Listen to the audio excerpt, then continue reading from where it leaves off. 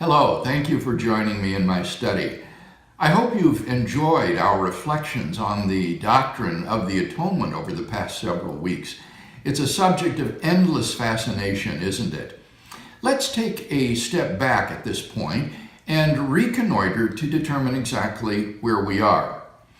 We saw that in discussing the doctrine of the atonement, we need to look carefully at one's theory of punishment. And that the theory of punishment involves two aspects. On the one hand, the definition of punishment, what it is to count as punishment, and on the other hand, a justification of punishment. We've now devoted several weeks to a discussion of the definition of punishment.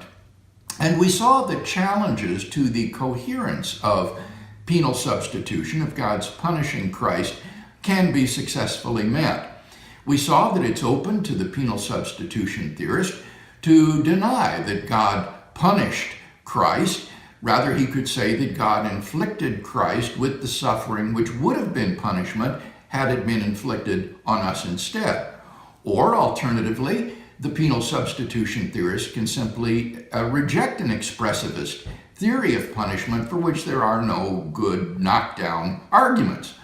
Even more fundamentally, however, we saw that the objectors to the coherence of penal substitution have fundamentally misunderstood the expressivist theory of punishment. That theory of punishment only requires that an attitude of condemnation be exhibited toward the wrong which has been done, and doesn't preclude that a substitute might be punished in the place of the wrongdoer.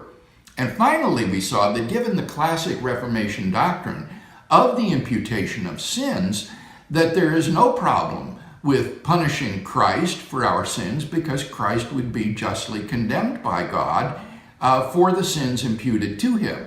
And we saw in our last two times together that there are in Anglo-American law exceedingly close analogies to the imputation of sins.